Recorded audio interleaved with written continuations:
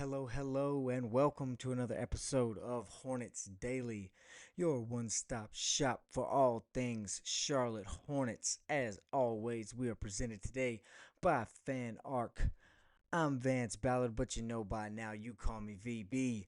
Thanks so much for joining and watching along today. Be sure to smash that subscribe button, leave a like and a comment in the comment section. As you know, folks, this is the week we are going to dive into our comment section, bring you guys on board, talk a little bit about what you guys have been talking about, what you guys have been asking me about. I'll answer some questions. Got a couple good ones already in the comment section I've been mulling on, thinking about how I want to go about answering those.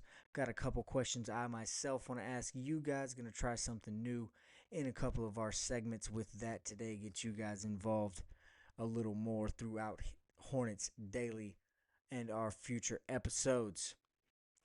I know it, folks. It's Monday. Nobody wants to hear that phrase. You're back on the grind, back to work. It's not the best news you could receive, but guess what? I'm here to give you something to look forward to, something to talk about, all the buzz going around the Queen City. We'll get you updated on the whole weekend. We'll dive into another exciting Summer League matchup that is taking place here tonight, tipping off at 6:30 as the Hornets will take on the Dallas Mavericks. I'm excited about that one. But before we get there, there's a lot to talk about on another Monday episode. The first two Summer League games are in the books. We're going to dive into those, talk about what we saw from the rookies, some of the older guys. Is the development in Charlotte really working the way they say it is? We'll answer that question as well. What does it mean that Knipple didn't play in the second game? And not really what does it mean for him in terms of his injury and his health, but what does it mean that it seems like the front office knew this was part of the plan all along, like they have been long-term deciding that Knipple's not going to play in every Summer League game? Why did they choose to wait until an hour before the game to tell us? We'll talk a little more about that. We don't know much about the whole situation, but that may be one of the questions I want to ask you guys to answer in the chat, what your thoughts are. We'll talk a little bit more about that later on in the show. Spencer Dinwiddie and Trey Mann are officially signed. Now, that's not going to be a full segment-long talk in the show, but I did want to drop that in as it is important news that happened over the weekend.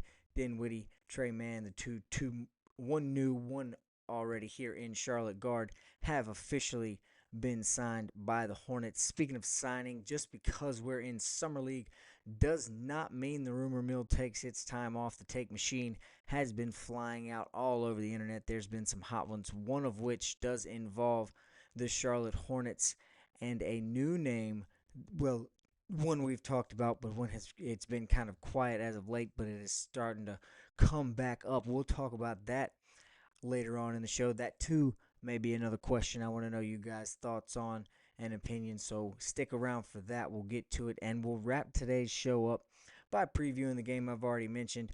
The Dallas Mavericks and the Charlotte Hornets play in Las Vegas tonight at 6:30. Now I'm going to go ahead and rip the Band-Aid off. Don't even really want to tease you too much. It will be a Cooper flagless Dallas Mavericks team, so we will not see the number one overall pick in the 25 draft play tonight against the Hornets, as he has been shut down for the rest of the summer. But it's still going to be an exciting game. A lot of things to preview. We'll talk about some of the matchups and who actually is on the Dallas Mavericks Summer League team now that Cooper Flagg will not be taking part in tonight's action. But folks, you know exactly how we feel about beating around the bush here. It's not something we like to do on Hornets Daily, so let's go ahead and jump right into today's action. As we mentioned, the first two Summer League games have commenced. The Hornets start this Summer League off 2-0. Now, if you're familiar with the Hornets and their Summer League past, we know not to take too much into account in terms of record, as they did go 7-1 out west last summer, but we know how the regular season wrapped up from there. The Hornets, they beat the Jazz 111-105 in Game 1, and in a much tighter Game 2, they pulled out early in front of the 76ers and were able to fend off a ferocious comeback in the second half by the Sixers, ending the game on a Ryan Kalkbrenner block, which saved it and sealed the victory for the Hornets. Now we're going to start off this two-game recap, if you will, kind of talking about some of the rookies and how, or not some of, all of the rookies and how they looked. We'll go into it. Knipple is who we'll start with, being the number 4 overall pick. Now, he struggled in his first game in the Summer League, folks, only scoring 5 points, 1 of 8 from the field, 0 of 5 from beyond the arc. He played in 30 minutes in that first game. He did have 4 assists, however, so he distributed the ball pretty well. And as we know, he did not play in game 2, which, as I said, we'll get into here in just a few minutes later on in the program. Khan did do a nice job, though, when he was on the floor, making his presence felt in other areas. He had 1 steal on the defensive end, but if you watched along, you kind of saw with your eyes there that he was able to make his presence felt on that defensive end. He was a pest. He was kind of in the way. Did a good job of keeping his guys from getting to their spots, getting their open shots. So he answered some questions about his abilities on defense and kind of answered them even more now that after the fact we know he is still dealing with a bit of an ankle injury kind of lingering around from the pre-draft process.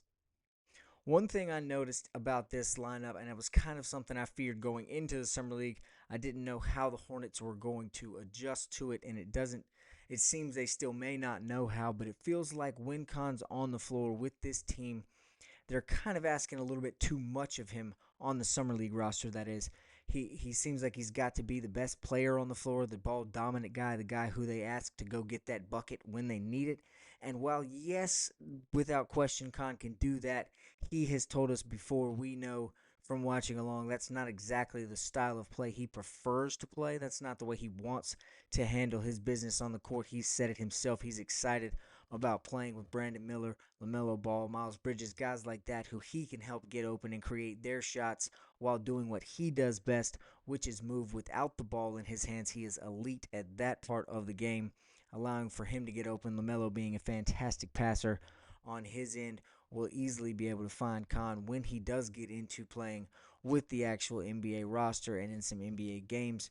So we might not see all the electricity and the greatness and the excitement that we think out of Khan in this summer league. Now, I'm not saying he's going to go 1 for 8 for the rest of the time or 0 for 5. I think he'll make some threes, hit some jump shots. He'll start to settle down and figure that part out. But we still might not see exactly what we expect out of a number 4 overall pick, just because I think throughout this trip to Vegas, this whole summer league, the roster is going to ask just a little bit too much of Khan. I'm not sure if he fits that bill exactly to a T. Now, the other first rounder, Liam McNeely, he went out in his first night and he got to cooking early. He got busy and stayed that way. McNeely played in 28 minutes coming off the bench in game 1, had 22 points, went 7 of 16 from the field, 3 of 6 from behind the arc, and 5 of 5 from the charity stripe. He also added 12 rebounds to solidify his first double-double in his first summer league action. He put 6 assists into his name as well, so he was just all over the floor. He did have a little bit more of a pedestrian game in game 2, coming back down to earth, scoring just 14 points, 4 of 11 from the field, 3 of 8 from behind the arc, 5 rebounds, and just 2 assists in game 2. But when you put both of those together and you look at it as a whole, Liam McNeely showed very, very early why the Hornets were willing to move up and draft him with the 29th pick in the first round. He answered any questions that anyone may have about his athleticism, his quickness, his ability to stay in front of or prevent his guys from getting to their spot. He handled all of that on night 1, to be honest, and continued to do so in game 2 as he played well in that game. Again, not as electric in terms of 22 points, but he did play well in game 2, a big bright spot for this summer league roster so far. McNeely also proves that he could be a very important piece of this rotation come the regular season, as he looks like he is much more NBA ready than some of us may have thought on draft night and leading up to this summer league. Sion James, another rookie, he started both games, something I'm not sure if everyone was expecting, even here in Summer League. In game 1, he played 19 minutes, had 8 points, shot 4 of 7 from the field, did go 0 of 3 from behind the arc, but added 3 rebounds and 3 assists to go along with it. So some of his playmaking and distributing ability was on display in game one. Game two, he came out 17 minutes, just 3 points. Did not hit a shot, went 0 of 4 from the field, 0 of 2 from beyond the arc. Had 4 rebounds and 3 assists in that one. So again, playmaking, distributing ability is on display. Good decision making with the ball, but he does still have a lot to show on the offensive side. Now, defensively, we know that's why he was drafted in the first place. That was there. We saw him do a pretty good job on anyone he was asked to cover. He was mixed in at some different positions. We saw him guarding some point guard. We saw him guarding Walter Clayton Jr. a little bit in game one. We saw him guarding some twos and some threes throughout both games as well. So it'll be interesting to see exactly where he lands in terms of what his role is with this Hornets team. I think that's kind of some of the part of his offensive struggle as well. It looks like he's still trying to find his role and understand exactly what the Hornets are going to want him to be on offense. I think we know a little bit they're going to want him to go out and guard one of, if not the better players on that end of the floor when he is on defense. But what exactly is his role, is his need going to be on offense? Once he figures that out and settles in just a little bit more, understands a little more about the NBA game, I think Sion is also going to create himself a nice little niche there. Again, if you can be that defender who can shut down either the best or second best player on the floor, you're going to carve out time in an NBA rotation. And being able to guard up and guard down the way he can stay in front of ball handlers, the quick, smaller guys. He can play with them. He can prevent the wings from getting to their spots, stay with them on the perimeter, and he can get inside and bang and bump around with those big bodies, since he's built kind of like a football player in the first place. So Sion James, his size, his defensive ability there are going to be vital for him finding a spot in this Hornets rotation. It's just going to be a matter of, can his offensive game catch up, which if his time at Duke was any reflection of that, it certainly will be able to. We know he can adjust to new systems, as he went from Tulane to Duke and thrived out in Durham as well. Last rookie we'll talk about here, Ryan Kalkbrenner. He ebbed and he flowed. He had bright spots. He had moments where all of the fears we have about him came to fruition. It's just a matter of which Kalkbrenner you were watching, and if you were watching all of them, then I think you can kind of feel a little bit like I can. Some promise was showed, but he is probably the most, it would appear so far through the first two summer games, he might be the most developmental of these four rookies that were drafted here in the 2025 class. Game one, Kalkbrenner played 30 minutes, the most minutes of anyone on the team. He had 10 points, going 4 of 9 from the field, 0 for 1 behind the arc. He had 5 rebounds, 4 assists, 1 steal, and 3 blocks. So his presence in the paint was felt early and often in that first game. In game two, he played another 29 minutes, so a lot of minutes, something we mentioned in our preview of Kalkbrenner. We knew he was going to get a lot of minutes, a lot of time to show what he has on in his tool belt, what he can do, what he's capable of on the floor. Something we knew he was going to get to do early, and he has done that so far in Summer League. Again, 29 minutes in game two, 7 points, 3 of 6 from the field. Did not take or make a three-pointer. 6 rebounds to go along with 2 assists, 1 steal, and 4 blocks in game two. As we mentioned, the game winner to seal it for the Hornets, 96-94.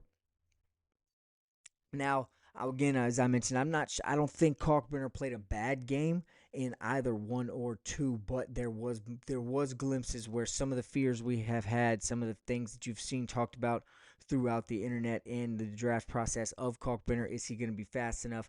Can he stay with guys that move out on the perimeter that are at his position, at his size? And does he? And for me, I wanted to see him be a little bit more aggressive. Now, I know he had a game-winning block. He had 7 blocks in 2 games. That's his paint presence, his defensive ability.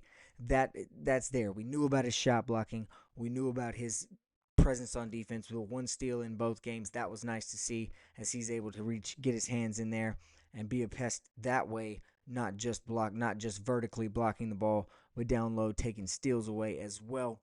I do think he has to be a little bit more head on a swivel type of guy when he is in the paint. He seems sometimes to focus a little bit too much on his assignment, and that allows for some back cutters to be there. That happened a lot in the Utah game specifically. It seemed to be they closed the lanes off a little more against the 76ers, but specifically in that Utah game, the smaller, faster guys were able to kind of get behind Kalkbrenner, and it seemed he was focused a little more on his assignment.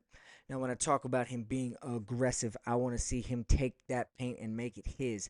I know that's something that's going to take some time as a young guy coming into the NBA, but he needs to. There were glimpses of it. There's been times where if he wants a rebound, he goes up and gets it. If he wants to block your shot, that's what he's going to do. But I want to see him be able to do that consistently. Can he develop into that real anchor in the paint? Now, 10 points in game one offensively is nice to see. If he can do something like that as well as develop into that anchor, then I think that'll help answer a lot of the Hornets' questions and solve the problems at the big man position that they have. Again, he had stretches where he just needs to be more aggressive overall. Now, other than Liam McNeely, who we talked about, and he had 22 points in his first game, he kind of was the bright spot. The older guys on the Hornets team now, I say that with a great exaggeration because there's not many of those, but the older guys on this Summer League roster, they stole the show. KJ Simpson and Tajon Salon look like they're ready to take the next step in their careers, go further, and be bigger parts of this Hornets roster. Much good to see out of Salon, someone we know has had a lot of pressure, a lot of eyeballs on him this entire summer. How's his development going to go? Jalen Sims and PJ Hall, they were very impressive, both off the bench, looking like they're going to carve out nice little years this year in Greensboro, coming kind of up and down, playing for both the Swarm and the Hornets when needed. MJ Walker, out of nowhere, hit 6 threes in game two. Did I fall in love with him just based on that? Shh. But I might have. Don't tell anyone. Now, the question I asked in the intro, is the development actually working the way they think it is in Charlotte? I think the answer has to be yes there, just based solely on Tajon Salon's first two performances. He has been fantastic in his first two Summer League games, averaging 18 points per so far. It's been evident that he has taken that next step. He's heard the criticism. He has heard the talk, and if some of you are watching, which I'm sure you are, there's some words that have to be eaten based on Salon's performances, some takebacks that need to be had based on the things that have been said, the way the media talked about him and made us think, oh, he's a bust, he's terrible, he's not going to, no, all that's got to stop now. Just based on two Summer League games, I'm ready to cut all of that out. He is an NBA-ready basketball player, and he's shown that he's going to be a big part of this Hornets future going forward. He's ready to be plugged into that lineup and be a more important piece on both ends of the floor. His offensive game has developed. He looked a little better on defense as well. So Tajon Salon, seeing him be able to perform that way. KJ Simpson really took over both games at the point guard position. He scored 20 plus in the first game and looked fantastic in game two as well. Again, something I told you when I talked about him in his preview, I wanted to see him do that, as he is one of the older guys, a quote-unquote veteran in this summer league. I wanted to see him kind of get those rookies off balance, kind of confuse them, and have his way with the younger guys guarding him. Simpson did a fantastic job of that as well. Now, back to some of the things we were talking about. Let's get into Knipple a little bit here. We were discussing earlier his performance, obviously, in game one.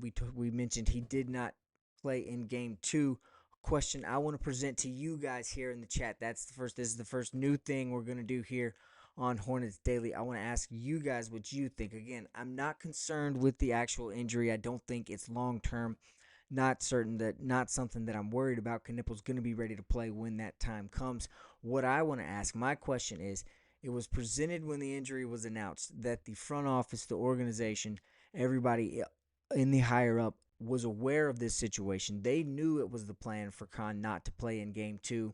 My question for you is, what do you guys think it means that they didn't tell us until an hour before? Is that something to even worry about at all, or should we just shake it off and say, oh, that's just a decision they made? They told us an hour before. So let me know down in the comments in the chat section there. What do you think it means? Is it shady work for them not to tell us? Is it shiesty? Is it just more Hornets being Hornets stuff, having an injury that we really kind of didn't know about, but now we have to be worried about? I don't know. I want your answers. I want your thoughts. So that again, that's the first news segment we're gonna try here. Just asking you guys about the confusion or confusion you see there with the Knipple situation. What do you think it means? Now, I said earlier as well in the chat, we talk about the rumor mill. The takes do not rest just because one team is playing a summer league game. It does not matter. The internet still fires away. One of the interesting ones that I saw this weekend is about a name we've actually mentioned here on Hornets Daily, but it kind of went quiet and now it's come back a little bit into fruition. Jonathan Kaminga was one of the names I saw on the internet this weekend, suggesting that the Hornets make an offer for the restricted free agent of the Golden State Warriors, who, since they also have not made an offer on Kaminga for anyone to have to match, a little bit of confusion out west in that situation. Now, I've got some thoughts about this. My initial one is that I don't really love the idea. Of course, this probably wouldn't cost as much as it would if Kaminga was an unrestricted free agent, but that cost is not really part of my drawback. My takeaway, we know that the Hornets need bigs. Yes, we can say that over and over again. We've beaten that horse here. We've pounded that drum ad nauseum. We've said that. We know that's the case. But Kaminga, yes, technically qualifies as that, but I don't think he's the answer either. I'm not sure he's the type of big that Charlotte needs. Height is what's vital for the Hornets in this situation. They have the 6'8s, they have the 6'9s, they have the bigger bodied wings and forwards and even fives. Now it's about bringing in a little bit more length, someone that can stay with these modern NBA 7-footers who are shooting turnaround jumpers like they're all Dirk Nowitzki.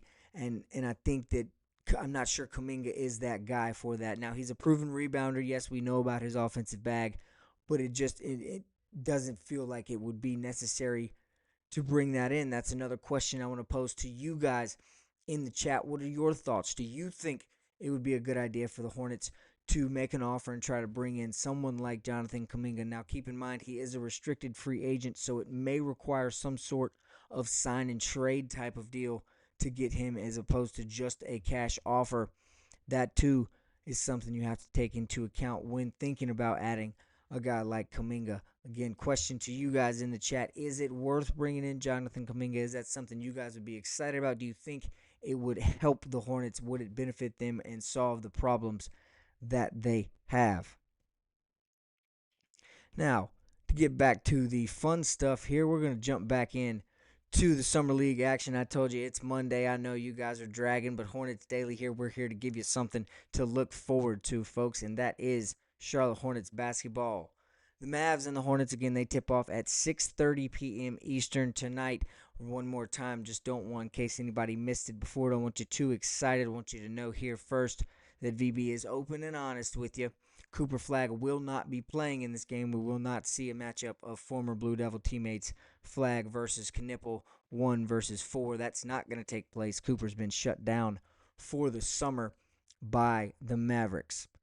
Now, we will still see the likes of Ryan Nimhard, who is Andrew's brother, and Miles Kelly at the guard position, so it'll still be some good competition for KJ Simpson and the likes of the guards in the front or in the back court for the Hornets. And speaking of the front court, Alou Daria, Muasa Cisse, and another Jalen Williams will be out there to test the big men for the Hornets. The Mavericks also bring 7'5" Jamarion Sharp off of their bench as well, so it's cool to see someone that big always out there on a basketball court. It'll be nice to see what Kalkbrenner can do against someone, quote-unquote, his own size. He'll have to show, again, that aggression when Sharp is on the floor.